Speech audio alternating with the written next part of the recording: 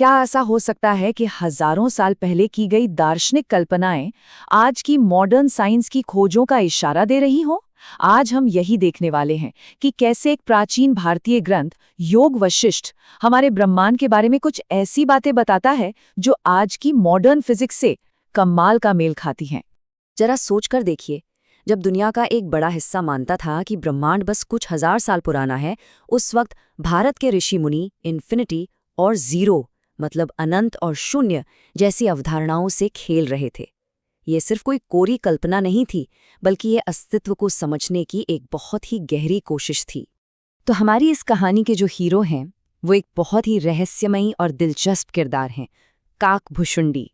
इनका जिक्र योग वशिष्ठ जैसे प्राचीन ग्रंथों में मिलता है, और ये एक ऐसे ऑब्जर्वर हैं, एक ऐसे पर्यवेक्षक जिन्होंने समय को उस तरह से देखा है जिसकी हम आज सिर्फ कल्पना ही कर सकते हैं।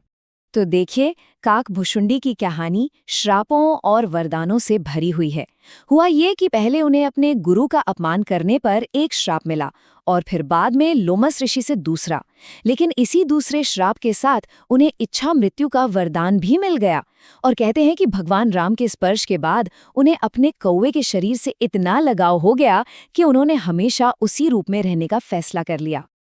अब क्योंकि वो इतने लंबे मतलब अकल्पनीय समय तक जिए, तो ऐसा माना जाता है कि काकभुशुंडी ने रामायण की घटनाएं 11 बार और महाभारत 16 बार होती हुई देखी। और जानते हैं सबसे हैरान करने वाली बात क्या थी? हर बार नतीजा अलग था। ये आइडिया ही अपने आप में पैरेलल यूनिवर्स या अलग अलग टाइमलाइन की तरफ इशारा करता है। सोचिए, एक ही कहानी को बार बार देखना और हर बार उसका एंडिंग अलग हो। यही वो सवाल है जो हमें इस विश्लेषण की गहराई में ले जाता है। अगर किसी ने सच में रियलिटी के इतने सारे वर्जन देखे हों, तो उसके ज्ञान में ब्रह्मांड के कौन-कौन से राज छिपे हो सकते हैं? चलिए पता लगाते हैं। तो अब हम आते हैं काकभुशुंडी के ज्ञान के पहले पहलू पर। वो सृष्टि यानी क्रिएशन का जो वर्णन करते हैं, वो आज की मल्टीवर्स थ्योरी यानी मतलब अनेक ब्रह्मांडों के सिद्धांत से बहुत ही ज्यादा मिलता जुलता है। काकभुशुंडी क्रिएशन को एक कल्प वृक्ष कहते हैं। ये कोई मामूली पेड़ नहीं है। कल्प का मतलब है कैपेबिलिटी या क्षमता, और वृक्ष मतलब पेड़। तो ये एक ऐसा सक्षम पेड़ हुआ जिसमें कुछ भी बना देने की अनंत क्षमता है। ये एक क्रिएशन की नहीं, बल्कि अनगिनत क्रिएशंस की संभावना की बात है। अब ये देखिए, ये प्राचीन एनालॉजी सीधे सीधे मॉडर्न साइंस के मल्टीवर्स कॉन्सेप्ट पर मैप हो जाती है। मान लीजिए कि कल्पवृक्ष ही मल्टीवर्स है।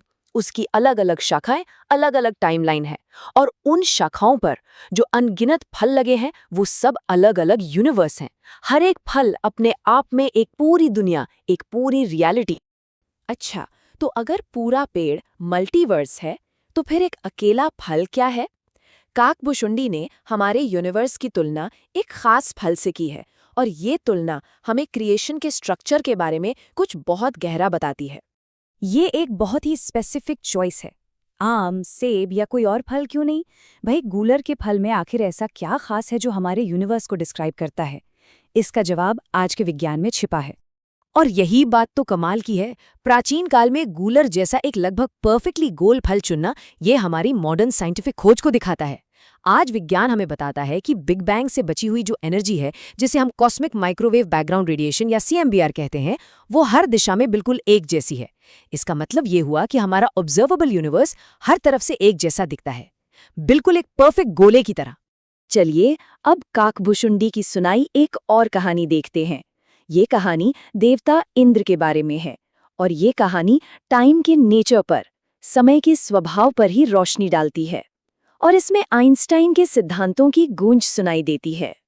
तो कहानी कुछ यूं है कि जब इंद्र राक्षसों से हार गए और उन्हें कहीं भी छिपने की जगह नहीं मिली, तो उन्होंने खुद को एक तृण रेणु यानी एक बहुत ही छोटे कण में बदल लिया और सूरज की एक किरण में जाके छिप गए।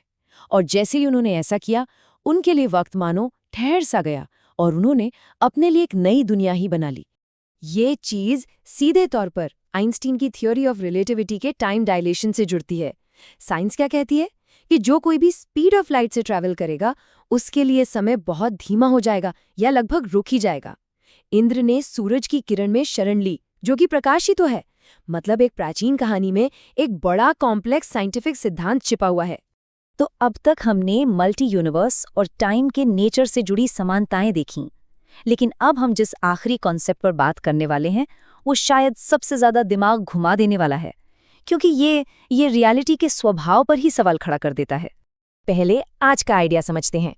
होलोग्राफिक प्रिंसिपल ये कहता है कि हमारी ये जो 3D दुनिया है, जिसमें गैलेक्सीज, स्टार्स और हम सब मौजूद हैं, ये असल में एक 2D सतह पर मौजूद जानकारी का एक प्रोजेक्शन, एक होलोग्राम हो सकती है।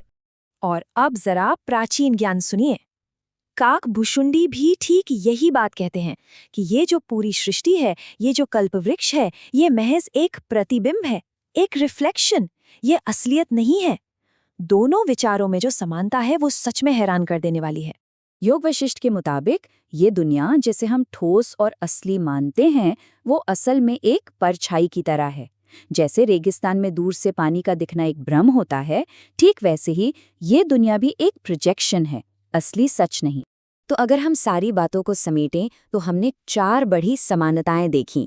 मल्टीवर्स का कॉन्सेप्ट कल्पवृक्ष के रूप में, यूनिवर्स के गोल आकार की तुलना गूलर के फल से, टाइम डायलेशन का जिक्र इंद्र की कहानी के जरिए, और होलोग्राफिक प्रिंसिपल का आइडिया, जहां रियलिटी को एक प्रतिबिंब या रिफ्लेक्शन बताया गया है।